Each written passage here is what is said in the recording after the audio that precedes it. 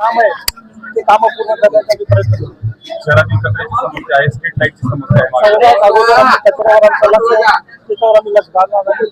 सगळे वाहन क्लीन करणार ते बी आम्ही आमची आता चालू झालेले काम महापालिकामध्ये येणे अगोदर आम्ही काम सुरू केलेले. सगळ्या एएसआयला बोललो की जे आता येणारी शिवजयंती आहे त्यामध्ये आम्हाला सगळं city clean NEET and clean पाहिजे. कुठल्या विकास कामांना प्राधान्य देणार आहे? सगळे जे मूलभूत जे महानगरपालिकेमधले जे आहे ना लहान पासून ते वृद्ध लोकांना जे मूलभूत सुविधा महानगरपालिकेपासून आहे ते सगळ्यांना देण्याचा प्रयत्न करतो.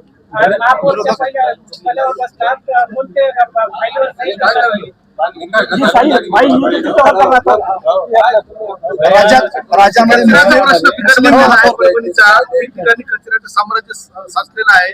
काय नेमकं आता महापौर म्हणून विराजमान झाले तुम्ही, प्रामुख्याने कचऱ्याचा प्रश्न कधी सोडवणार? कॉन्ट्रॅक्टर त्यांना बोललेलं त्यांचं महापालिकावर त्यांचे जे पैसे पेंडिंग आहे ते आम्ही त्याला व्यवस्थित बोलून त्याला कॉन्फिडन्स मध्ये घेऊन आम्ही काम स्टार्ट करणार आहोत. शिवसेनेनं मुस्लिम महापौर बसवला म्हणून राज्यभर विरोध होत आहे. आता सोडून द्या ना, ते विरोधाला आम्हाला काय उत्तर द्यायचं नाही. आमच्या कामातून आम्ही त्यांना उत्तर देऊ. शहरामध्ये अनेक स्लम आहे त्यामध्ये रस्ते नाली याची भयंकर परिस्थिती बिकट आहे. आम्हाला सगळ्यात जे काम रखडलेले मी अगोदरच म्हटलं जे काम रखडलेले ते काम आम्ही करणार.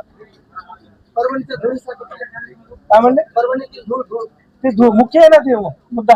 परभणी महापालिकेच्या वाहतूक व्यवस्था यावर काय ठोस कोणी एक म्हटलं तर सांगता येते. एक मिनिट कोणी एक विचार परभणी महापालिकेच्या कर्मचाऱ्यांवर पगार आतापर्यंत जे झालं ते झालं. आमचा सर्वात मोठा लक्ष कर्मचारीचे पेमेंट आम्हाला कसं करता येईल त्याच्यावर अगोदर आलं. कारण कर्मचारी खुश असल्यावर सगळे काम होणार. चला, शिवसेना उबाटा गटाच्या महापौर म्हणून आज विराजमान झालेले आहेत. उपमहापौर म्हणून काँग्रेस पार्टीचे आमचे महाविकास आघाडीचे महापौर आणि उपमहापौर आज ऐतिहासिक रीत्याने परभणी महानगरपालिकेवर आमची सत्ता स्थापन झालेली आहे.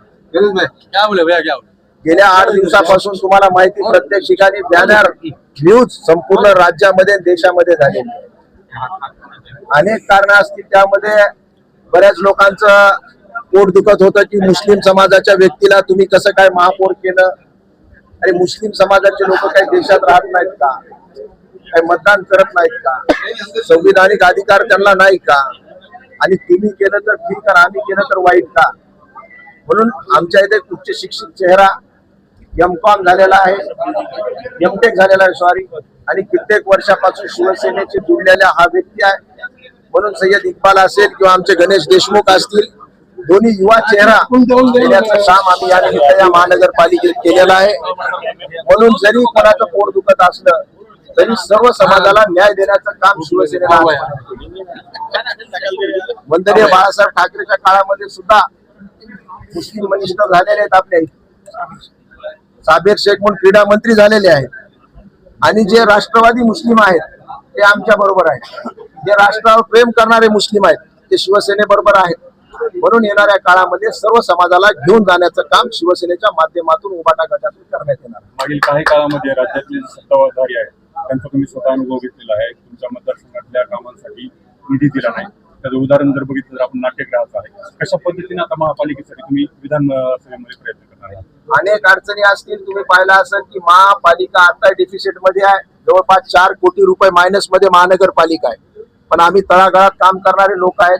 ज्या काही मागच्या सरकारमध्ये काही चुका झाल्या असतील ते निश्चित सुधारल्या जातील. महानगरपालिकेचं इन्कम स्त्रोत आम्ही वाढवू. आणि जरी सरकार त्यांचं असलं तरी शेवटी जनता ही महाराष्ट्रातली आहे. आम्ही त्यांच्याकडे जाऊ. शेवटी आम्ही निवडून आल्यानंतर सांगितलं होतं की तुम्हाला विरोधी बाकावर बसण्याचा संदेश परभणीकरात जनतेने दिलेला आहे. तुम्ही निमूटपणे ऐका आणि विरोधी पक्षाचं व्यवस्थित कामकाज करा. पण ते सुद्धा न करत असताना शेवटच्या क्षणापर्यंत कुठं ना कुठं आमच्यामध्ये फाटाफूट पडते का, कुठं कोण हाताला लागतंय का, अशा प्रकारचं त्यांची काय रणनीती होती. पण ते साफ त्याच्यामध्ये फेल झालेले आहेत. आता त्या गोष्टीत मला इतिहासात जायचं नाही. समोर आम्हाला सर्वांना घेऊन विरोधी पक्षाला घेऊन सुद्धा महानगरपालिका अतिशय स्वच्छ, सुंदर, सुरक्षित आणि एक ज्याला देशामध्ये टॉपची महानगरपालिका करण्याचा आम्ही 100% प्रयत्न करू. नक्कीच गेले 2 टर्म बघितल्यानंतर नगरसेवक या पदावर काम करताना ज्या गोष्टीचा अनुभव ग्राउंड लेवलला ज्यावेळेस आले तर त्या गोष्टीची कुठेतरी पूर्तता आपल्या उपमहापौर पदी ज्यावेळेस मी आज चार्ज घेतला आहे तर त्या निमित्ताने खरंच सांगतो की नगरसेवक काय काम करतो आणि काय काम करू शकतो हे उपमहापौर पद भेटल्यानंतरच मी आता तुम्हाला या विकास आराखड्याशी जोडून जातो.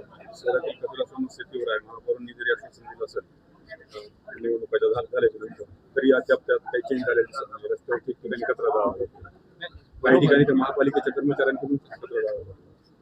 आता काय व्हिडिओ बनवणारे असतात त्याला कोणी काही विरोध करू शकत नाही. पण मी सांगतो की कचरा गाड्याचा जो प्रश्न जो आहे प्रलंबित तो महानगरपालिकेच्या मार्फतच आम्ही आता ज्यावेळेस आता पद घेतलं तर आम्ही तुम्हाला 100% 1 ते 2 दिवसामध्ये परभणी शहरातील जेवढा बी कचरा आहे त्याचं संकलन करू आणि त्याची कुठे आम्ही त्या डम्पिंग ग्राउंड तिचं विल्हेवाट लावण्याचा आम्ही 100% प्रयत्न करणार. आणि प्रथमतः आम्ही ज्यावेळेस महापौर असेल किंवा उपमहापौर असेल तर 100% परभणीला स्वच्छता करण्याच्या प्रयत्नावर आम्ही